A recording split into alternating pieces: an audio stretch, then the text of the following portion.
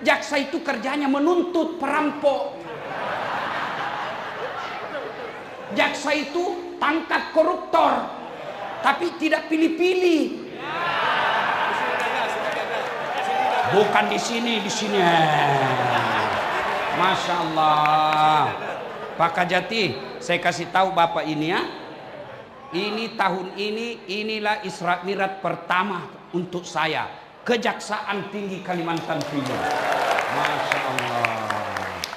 Dan Pak Kajati sudah 3 kali undang saya ceramah. Waktu di Makassar diundang, menikah anaknya diundang lagi, hari ini diundang lagi. Mudah-mudahan yang pangkat-pangkat kombes kalau polisi, yang 3 bunga-bunga, segera juga menjadi jaksa tinggi. Amin. Kita doakan para jaksa yang hadir di tempat ini, insya Allah jaksanya akan memudahkan masuk ke dalam surga. Wa qalaidan bismillahirrahmanirrahim. Innallaha wa malaikatahu yusalluna 'alan nabi.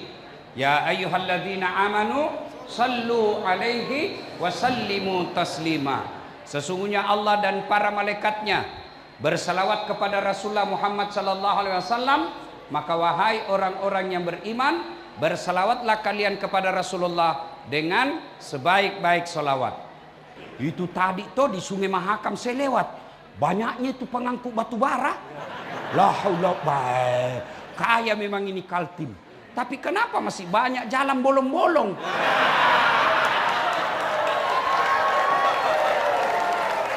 Nih, mudah-mudahan para jaksa cari itu kontraktor yang nakal. Belum diresmikan, rusak lagi. Kenapa? Karena perlu proyek dipotong 20%. Untuk apa dipotong? Bagiannya tim sukses. Kenapa tim sukses mau dapat? Karena kau semua mau disogok. Coba kalau ndak ada kau disogok. Ini kalau pilkada, wane piro. Dari mana dapat itu pengusaha uang? Dari situ yang proyek dipotong-potong.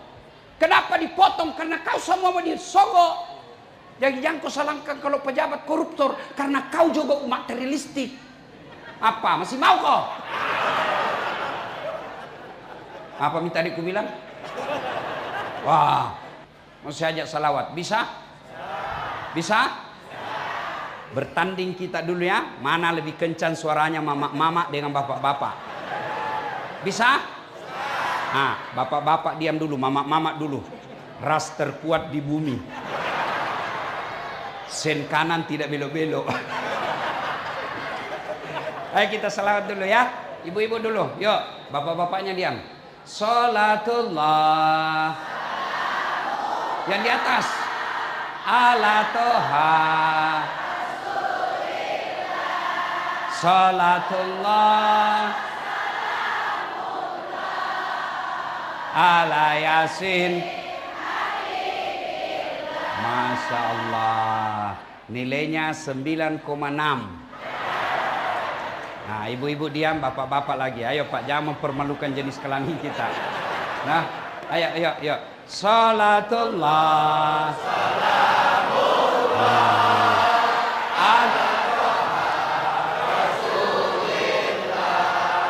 Salatullah. Ala Yasin. Masya Allah. Nilainya 9,8.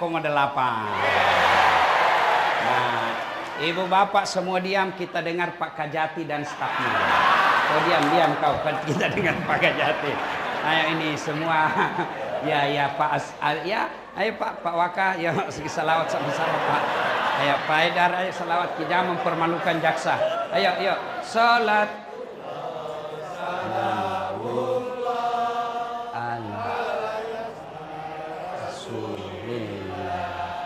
Salatullah salamullah ala Yasin. Ya, nilainya 9,9. Kejaksaan Tinggi Kalimantan Timur beserta keluarga besar kejaksaan dan istri yang hadir di tempat ini, yang insya Allah dimuliakan dan dirahmati Allah Subhanahu wa Ta'ala. Ibu bapak, hari ini kita peringati Isra Mi'raj. Isra Mi'raj ini ada dua kata. Satu Isra, dua Mi'raj. Isra, perjalanan Nabi dari Masjidil Haram ke Masjidil Aqsa di Palestina, itu namanya Isra. Ya. Kenapa Nabi dikasih ke Masjidil Aqsa? Kenapa? Kan bisa itu dari Mekah langsung naik ke langit. Iya toh? Ibu bapak, saya tanya. Kalau dari Samarinda bisa enggak langsung ke langit? Dari Bontang bisa enggak langsung ke langit? Dari Balikpapan bisa enggak langsung ke langit? Bisa. Kenapa Nabi saja dari Mekah langsung naik ke langit? Kenapa mesti ke Masjidil Aqsa dulu? Nah, dijawab Allah dalam Al-Quran. Linuriyahu min ayatina. Saya ingin kasih lihat kau tanda-tanda kehidupan yang banyak berlaku sampai sekarang. Jadi dari Mekah ke Masjidil Aqsa itu Nabi diperlihatkan karakter-karakter manusia. Tidak semua, kan banyak karakter manusia, tapi tidak semua dikasih contoh dalam perjalanan itu. Hanya kecil saja keping-keping kehidupan yang Allah jadikan pelajaran dalam Isra Mi'raj itu. Kenapa? Karena penting itu masalah yang dikasih contoh. Tapi ibu baru tahu dulu, Nabi Isra Mi'raj itu disebut tahun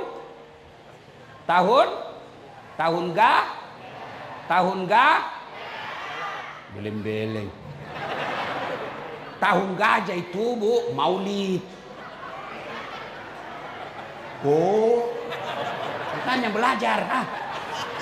Isra Mi'raj disebut tahun gajah lagi. La ilaha illallah. Tahun duka cita. Tahun mestinya wana nabita. Maka disebut tahun duka cita. Kenapa disebut tahun duka cita? Dua orang yang paling mencintai Nabi dan dicintai Nabi mati pada tahun yang sama. Siapa? Paman beliau Abu Talib dan istri beliau Siti Khadijah. Jadi misalnya ibu, misal gini toh, misal ibu lebih dulu meninggal. Besok ibu meninggal, misal. Lalu suami bilang, baik betul ini istriku, Ustaz. Rasanya ndak bisa kusambung hidup, Ustaz. Meskipun dia gendut, tapi ku sayang, Ustaz. Itu ciri-ciri penghuni sorga. Tapi kalau sebaliknya, begitu ibu meninggal, suamimu masuk kamar berteriak, "Merdeka!"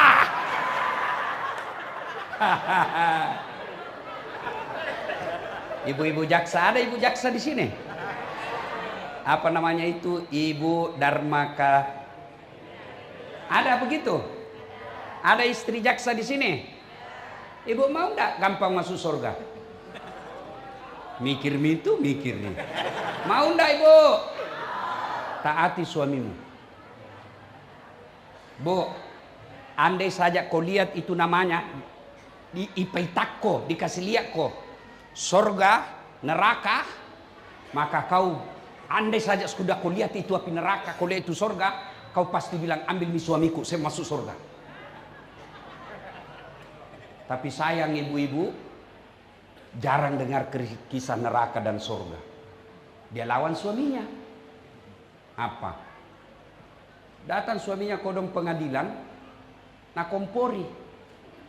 Bodoh memang tongko kau. Masa itu temanmu baru 2 tahun jaksa? Deh, gelangnya kayak pelek sepeda. Itu kau, lamamu mau jadi jaksa penuntut umum. Masa itu pengusaha batu bara, pakai kau situ-situ. Masa tidak bisa kau dapat kangak gelang dari kasusmu?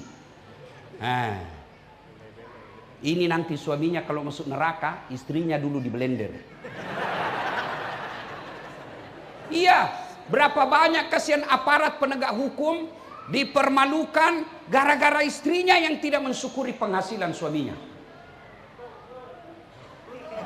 Tenang kok Pak, saya bela kok. Bu, dengar ini baik-baik Bu.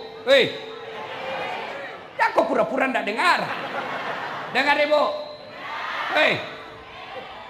Itu suami Bu, andai saja boleh dia kasih ku itu jantungnya, dia kasih kok. Cuma kan rezeki itu bukan suami yang tentukan. Dia bersaudara, seibu sebapak, tapi kan rezeki itu Allah yang ngatur. Kalau itu manusia yang ngatur, mestinya itu yang bersaudara sama rezekinya. Mestinya itu semua yang jaksa sama pangkat golongannya, sama jenis mobilnya. Tapi kan Allah yang ngatur itu rezeki suamimu. Sehingga apa? Ada kalian sudah 30 tahun jadi jaksa masih ngontrak-ngontrak. Ada kasihan yang baru 10 tahun sudah ada rezekinya mobil. Itu Allah yang ngatur. Jadi jangan kau paksa suamimu gigit sikunya. Mau kau kasih iPhone 16 Bu? Mau? Mau? Gigi sikumu. Gigi nih? Gigi sikumu. Apa? Itulah pesan orang tua saya dulu. Ajak musuru toa isiku nalakemu. Jangan kau suruh suamimu melebihi kemampuannya. Ibu-ibu Dharma Karini, insya Allah jadi istri jaksa kau tidak akan miskin. Salah kalau ibu mau kaya, suamimu jaksa. Salah. Kalau mau kaya, kawin kau sama pengusaha tambang batu bara. Kalau jaksa, insya Allah kau tidak akan miskin. Yang kita takuti itu kan miskin. Kau kira enak jadi orang kaya? Ada kawan saya, Ustadz, saya mau berdoa. Apa doamu? Saya mau minta private jet. Saya bilang, sadar kok? Kalau ndak nak kasih ke Tuhan, ndak nak sayang ke Tuhan. Salah kok dek. Justru nak sayang ke Tuhan, tidak nak kasih kau private jet. Kalau kau berdoa, ya Allah berikan saya private jet, langsung Allah kasih kau. Di mana kau parkir? Di mana kau parkir? Di mana kau beli uang aftur? Di mana kau bayar zakat pajakmu? Di mana kau mau bayar pramugari? Di mana kau mau bayar pilot? Nah gajimu pegawai negeri. Itulah makna ayat la yukallifullahu nafsan illa wus'aha. Allah tidak bebankan kecuali kau mampu. Kalau nak kasih ke Tuhan private jet, di mana mau ku parkir? Maka nak kasih ke Tuhan motor mau saja dulu. Kenapa? Enak masuk parkir rumahmu. Maka kalau ibu-ibu mau kaya, salah kalau bersuamikan jaksa. Tapi insya Allah kau tidak akan miskin. Kalau kau paksa suamimu melebihi kemampuannya, maka dia akan terlibat pinjol. Sudah pinjol, maka terlibat judol. Judi online. Anakmu jadi game online. Kamu menjadi belanja online. Menjadilah kau keluarga online.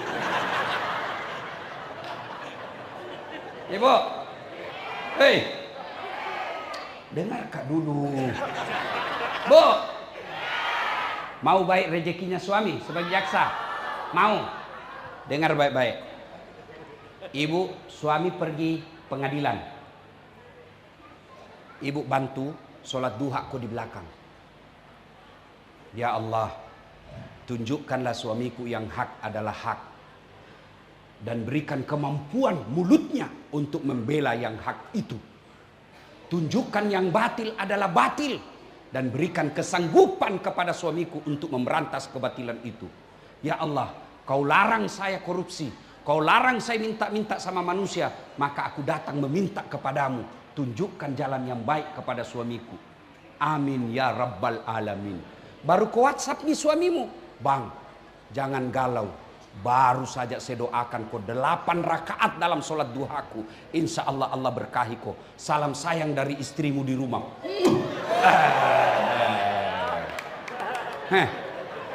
Saya tanya ke sama Pak Jasa. Pernah di WhatsApp istri kita begitu? Paling dari WhatsApp, jangan lupa singgah beli pisang.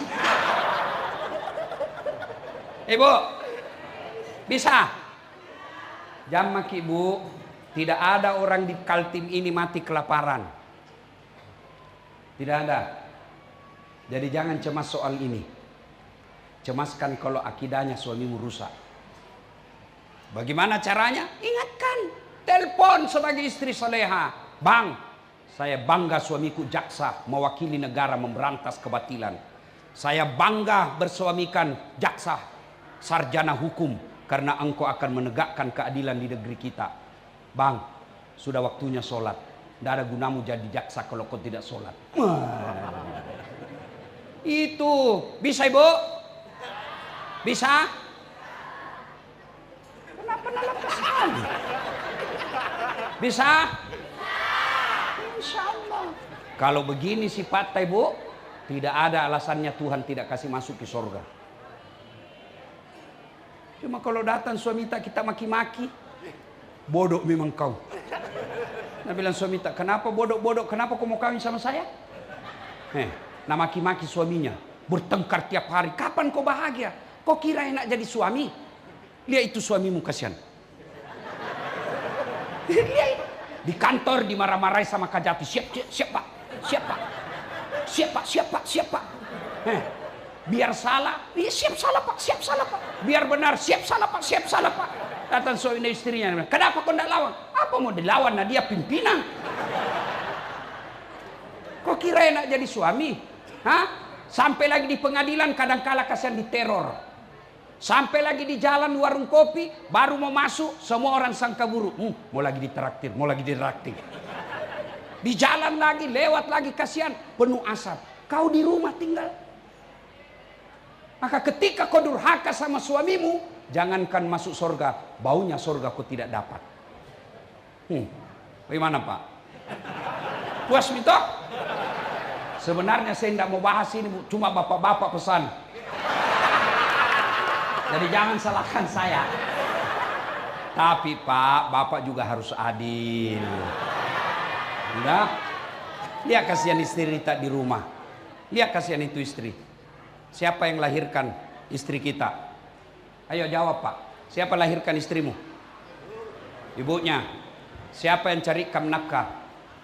Bapaknya. Siapa yang didik dan sekolahkan? Orang tuanya. Siapa yang ikuti sekarang? Suaminya. Kenapa? Karena dia sayang sama suaminya. Lalu sampai di Kaltim kau selingkuh. Kau sakiti hatinya. Nah bilang jelek istriku Ustaz. Itu jodohmu. Kenapa? Allah Maha Adil. Karena kalau dia cantik, dia malu jalan sama kau. Kenapa? Karena kau juga jelek. Itu adil toh. Saya heran laki-laki tidak tahu menghormati suami istri. Lihat itu kasihan istri kita. Tidak ada kewajibannya jual-jual. Tidak ada kewajibannya cari nafkah. Tapi dia lakukan itu untuk apa? Meringankan beban pekerjaan suami. Itulah istri. Kalau dia ngomel, pasti dua sebabnya kalau dia ngomel. Satu, penghasilan tidak cukup. Maka dia bawa pelampiasan ke ngomel. Yang kedua, bapak jarang belikan perhiasan. Iya toh bu? Dengar. Tidak percaya Pak Kajati? Dengar baik-baik. Biar suami tidak pulang, yang penting ada ini uang dia cari pak. Jadi masalah kita jadi suami jarang pulang, tidak bawa uang pulang, pasti ngomel. Maka yang baik, suami hormati istri, sayangi istri. Istri minta ridha sama suaminya. Masya Allah. Kalau begini, biarlah gaji kita 7-10 juta satu bulan, tapi kita bahagia dalam rumah tangga. Daripada bertengkar tiap hari, hamil lagi. Ada juga begitu, saya lihat, maksa, hamil misalnya. Oh, kalau saya istriku ibu, meskipun saya selisih 26 tahun, itu kalau saya mau pergi ceramah, dia angkat koperku. Saya masuk mobil, sebelum saya duduk, dia cium tanganku. Baru dia cium lagi jidatku. Dia cium mata kanan. Kiri lagi. Ini agak lama. Kenapa istriku? Sudah itu, dia peluk saya lalu dia usap dada. Ustadz, ridhoi saya. Meskipun semalam saya bertengkar dan marah, pasti dia bilang, Ustadz, ridhoi saya. Bu, ibu-ibu di rumah, bapak-bapak sekalian, ketika bapak mau keluar rumah, jangan lupa peluk dan minta maaf kepada pasanganmu. Kita tidak tahu ajal menjemput di jalan. Ada kawan saya baru-baru ini di Jakarta, masih aktif. Malam hari masih di grup WhatsApp, masih dikirim videonya bercanda di warung kopi. Pagi pergi main tenis, ajal menjemput, jenazah pulang ke rumah. Bagaimana kalau malamnya kita sudah bertengkar dengan bini, bertengkar dengan suami, tidak sempat minta maaf, sampai mati kau tidak akan memaafkan dirimu. Maka setiap mau keluar rumah, peluk istrimu, minta maaf sama istri, peluk suamimu, lupakan pertengkaran, mudah-mudahan rezekimu berkah. Nah, makanya disebut Nabi tahun duka cita. Nah, sudah, karena ini Isra Mi'raj, selesai tugasku. Pesan sponsor. Nah, sudah. Nabi kemudian diperjalankan dari Masjidil Haram ke Masjidil Aqsa. Bapak-bapak jaksa yang sudah dekat-dekat pensiun, yang sudah muka-muka sakaratil maut, sudah Pak, investasi akhirat. Ibu-ibu, ini yang banyak-banyak saya lihat emasnya. Ayo Bu, Bu, kalau ibu meninggal siapa yang pakai itu emasmu Bu? Anak, istri kedua. Begitu ibu meninggal, tarik cincinmu suamimu. Ini cincin kawin dulu saya. Tidak mau keluar, dia kasih sabun. Sudah itu dia cabut lagi gelangmu. Ini dulu waktu kita pergi umroh, saya belikan kau emas Dubai sayang. Dia tarik lagi gelangmu. Ini usia perkawinan kita yang ke-25. Terakhir nak cabut gigi palsu. Sudah itu dah bungkus. Sayangku, kenapa cepat kau tinggal saya?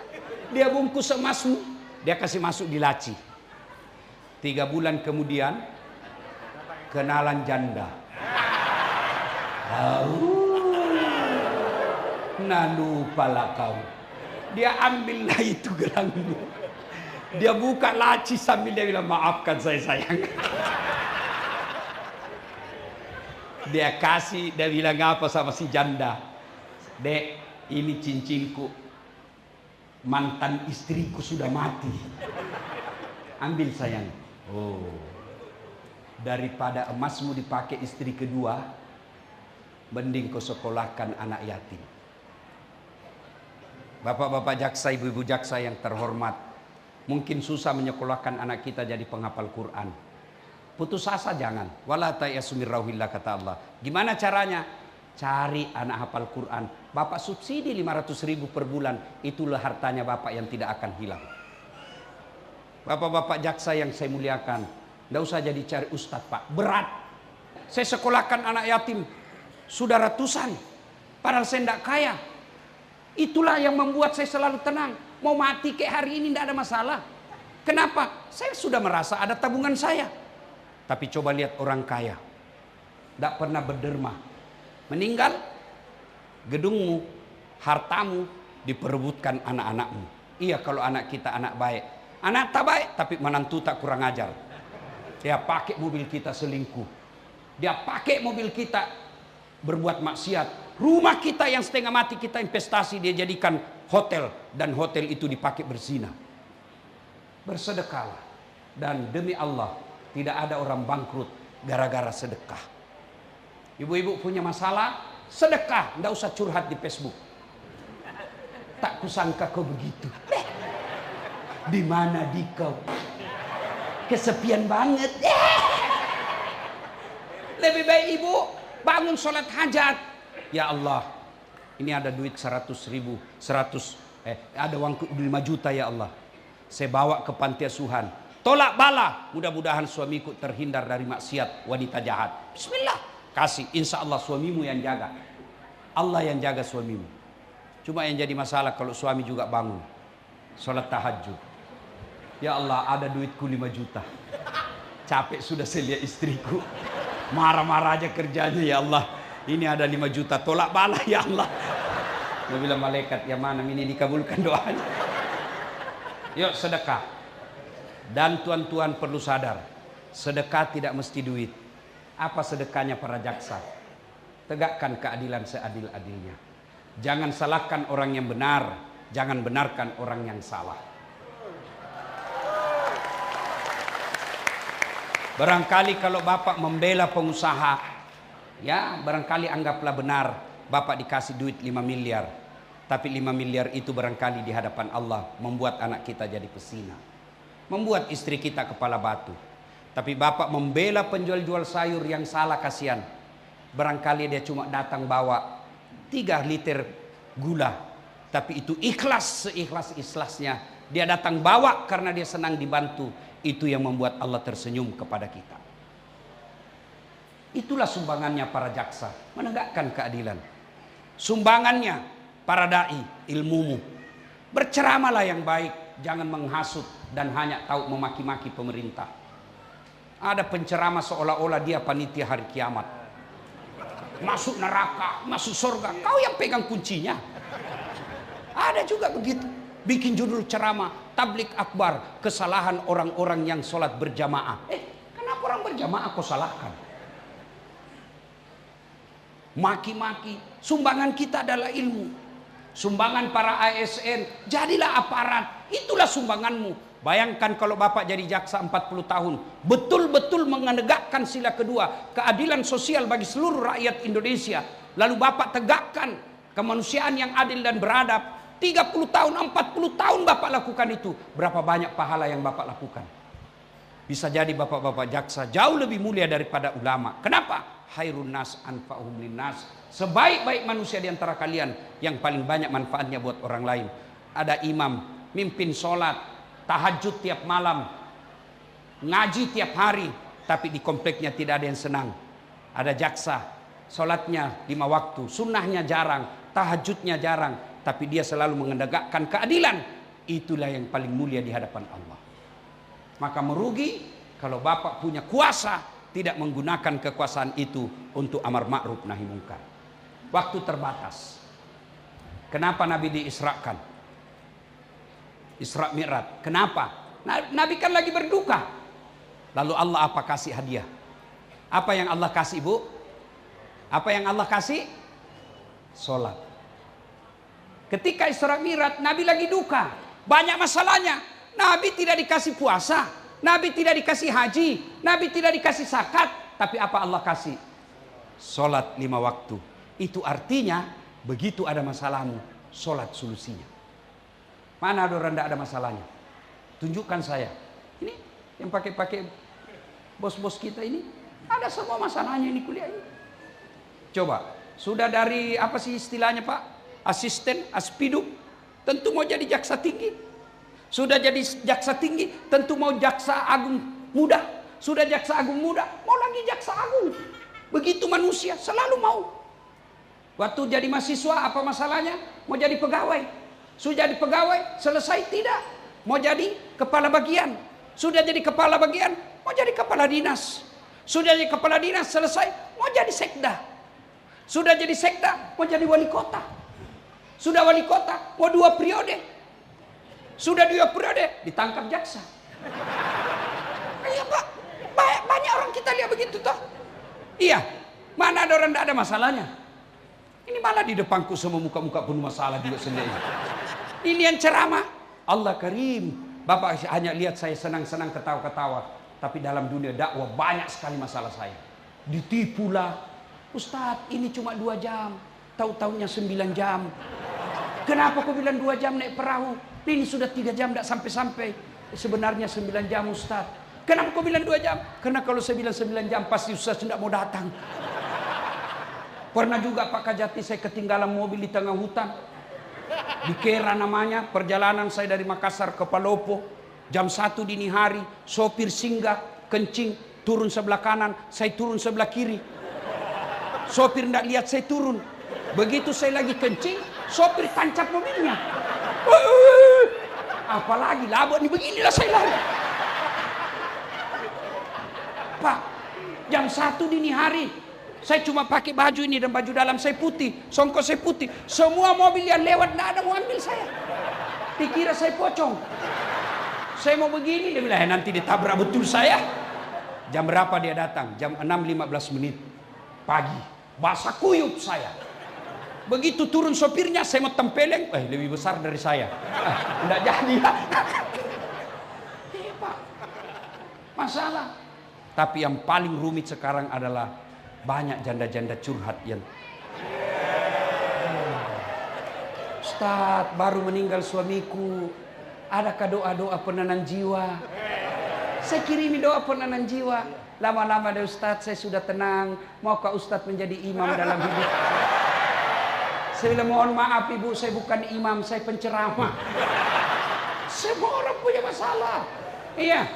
Maka alhamdulillah adik-adikku para jaksa yang baru menarik karir. Allah tidak minta kalau ada masalahmu kau jadi kajati dulu, tidak. Kalau ada masalahmu kau jadi master hukum dulu, kau jadi doktor hukum dulu, tidak. Allah tidak bilang kau jadi magister dulu, kau jadi anggota DPR dulu, tidak. Allah cuma minta dua. Ista'inu bisabri wassalah. Sabar kau, perbaiki solatmu, saya yang kasih kau itu apa yang kamu mau. Maka adik-adik sekalian yang baru menuju karir, baru menjadi jaksa, perbaiki aja sholatmu. Saya sudah sholat Ustaz, kenapa hidupku susah? Karena kau tidak ikhlas. Hayya 'alas shalah, asar lagi. Kau tidak ikhlas. Saya sholat Ustaz, betul kau sholat tapi tidak ikhlas, main-main. Sholatnya ini.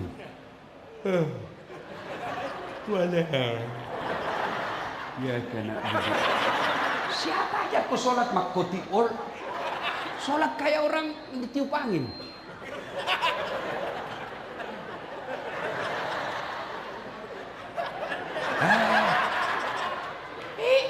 Kau ketawa karena kau begitu semua. Ya kau sholat tapi kau tidak ingat Allah. Apa yang kau ingat? Uang. Allahu Akbar. Tadi 200.000, beli bensin 50.000. Beli pulsa 50, mana yang 100 ini? Allah. Kau ketawa karena begitu ke semua. Maka kalau sudah begitu kejadiannya, tingkatkan datang berjamaah di masjid. Karena kalau berjamaah di masjid, gangguan-gangguan seperti itu insya Allah hilang. Itu fungsinya kenapa Kejaksaan Tinggi ada masjid di kantor ini. Tujuannya apa? Supaya para jaksa minimal datang ke tempat ini berjamaah. Bapak ibu saudara-saudara sekalian, ingin rasanya berlama-lama, tapi waktu jualah yang membatasi. Terus, masih bisa 2 jam? Serius? Saya tidak bisa. Saya harus balik bu, karena pesawat saya kembali ke Makassar jam 6. Saya ini hanya datang sehari karena menghormati undangan jaksa. Kalau jaksa undang saya dan polisi, apapun saya akan datang. Kenapa? Karena beliau-beliau inilah penegak hukum. Bagus imannya. Biar saya bilang jangan narkoba, anak muda tambah jadi narkobanya. Tapi kalau Dirintel sebarkan anggotanya, kau tangkap pengedar, bisa selesai narkoba dalam 1 malam. Jangan korupsi, baik korupsi malah nak kasih ke uangnya. Tapi kalau jaksa berantas korupsi, bisa selesai dalam 1 hari. Maka kita harus dukung. Kalaupun ada sesuatu yang kita lihat tidak baik, itulah namanya oknum. Tidak semua baik. Tidak semua baik, pasti ada. Ustadz juga begitu toh. Cuma biasanya kasihan kalau jaksa salah dibilang oknum. Kalau polisi salah dibilang oknum. Kalau ustadz tidak dibilang oknum. Mudah-mudahan kehadiran kita semua mendapat berkah. Jaksa-jaksa yang mengusahakan acara ini, Pak Kajati, diberikan umur panjang, dibahagiakan rumah tangganya, diberkahi segala penghasilannya, diberikan karir yang baik. Terima kasih, lebih dan kurangnya mohon dimaafkan. Usikum wa nafsi bitaqwallah, fastabiqul khairat. Assalamualaikum warahmatullahi wabarakatuh.